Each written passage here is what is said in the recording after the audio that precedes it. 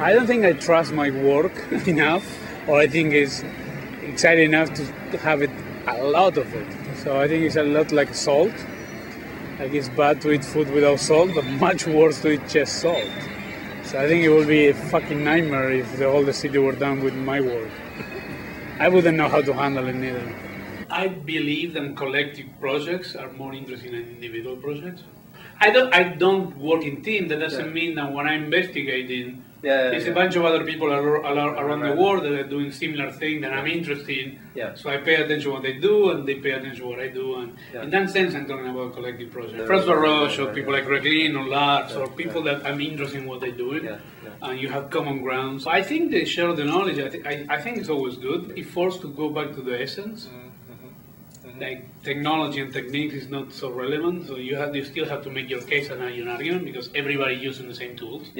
Like today it's available for everybody. That doesn't mean that everybody's interested. I think architecture is about the discourse, it's about an idea, it's about the intellectual project. I mean, any idiot can build. But not everybody can produce like an interesting argument for it. The grotesque and the horrific and all these kind of horrors that I've been writing in the last 2 years, I'm trying to create my own discourse, but it's different than a manifesto because I don't think that it doesn't have any pre-meaning or predetermination. Like I think at the end of the day, there is a lot of things that you do, but many things goes to your DNA, who you are and what you are made. It's like when you ask, I mean, the most typical question of the lecture, where your form come from, how you know what to stop. And how do you know to stop? I always answer in a very rude way, like how you know how you're done fucking? You just know. And the other one is how the form come through. I mean, you can argue, you can build an argument, you can make it right, but it's like trying to explain to a friend why you're in love with, in my case, with my wife. I can give you a series of reasons why I'm in love with my wife, but there is the deep real reason or the deep motivation. I cannot describe it. But also, basically, have a manifesto means that you know what you're doing. And 75% of the time, I don't have a clue what I'm doing or where I'm going or what else. So it's not really like a super intellectual attack. I have a manifesto. I think it's great if you have the balls and you have the clarity and you have the intelligence to be able to write the manifesto. Good for you. It's not for me. I want to be much more liberated, to don't be attached to that notion, to kind of this kind of a statement about what you're supposed to be doing. I'm much more interested in riding the wave and see where it takes you. What at least I'm trying to do in Colombia is to maximize to the stream the notion of aesthetics, the intellectual of aesthetics, and the digital production of the generation of aesthetics through form, and the redefinition of the arrest and the horrific and the grotesque. Inside is to take to the stream the notion of the autonomy of the form as a vehicle of production of architecture, like how you assemble it, how you put it together, and so on. Even though they look very similar, the root of each of the research is very different, even though both of them are what interest me. And I think the crossover and the feedback is fantastic, and also it's great to start to see how all the information allows within students to look at each other.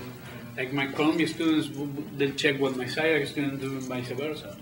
And they start to understand the difference. I think that's a great thing. Teaching is a fundamental part of my own practice and my own research. So to spread it in more than 2 places, it will be too complicated. And also, I'm fairly stupid. I don't have more than 2 variables. So to add a third one, I will start to repeat myself. I think 2 I can handle. I think the environment of the institution has a much larger impact than that it looks at the surface. Like I think you can bring yourself with your knowledge, and in each place the result will be different. And I think that you start to proliferate people that go back and forth between institutions and so on. At the end of the day, also there is some sort of a kind of alliance, like the G8. I think there are certain schools of architecture that belong to a circuit, so there is a certain kind of shared knowledge anyway.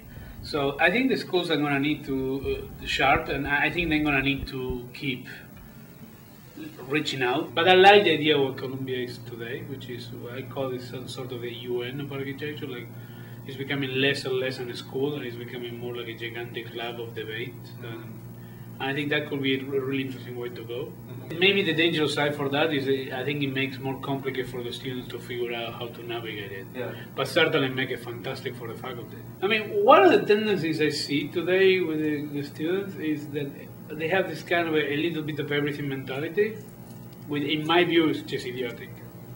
I think it's the worst thing that you can do as a human being. I mean, this idea that you need to try everything to define what you want to be, I don't know, I think it's kind of stupid. I think I'm much more interested in kind of much more focused research and work. But at the same time, I think that the idea of being an architect and the possibility of what an architect can do is so broader right now, which is also, I think, is more difficult for anybody to grasp what kind of work they can do. So in that sense, tying back to what we were talking today in the museum, that's why I think my work is a little bit romantic and so on, because it's very, I think, radical and extreme from the virtuosity of form and manipulation of it, but in many regards remains extremely conventional formalism, which is at the core of being an architect. So, I mean, I live with that sort of dichotomy. It's kind of a paradox. So there's certain kind of a, I wouldn't call it conservadorism, but I would say certain notion of a tradition, and that's what I think the romantic idea of explore, because I think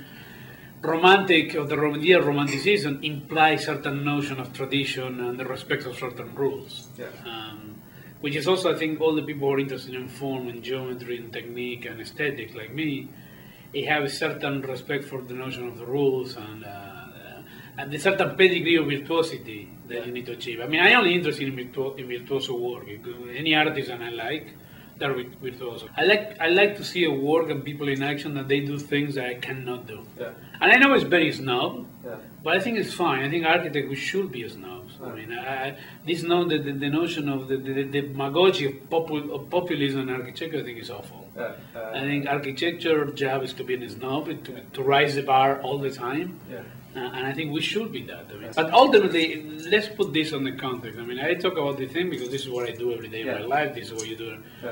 But let's be a little bit lightweight. I mean, like I hated this idea how pompous we are about how architecture is. Like, it's just a game. Like, I mean, I talk about all the things. I mean, I'm serious about it, because it's what you do. But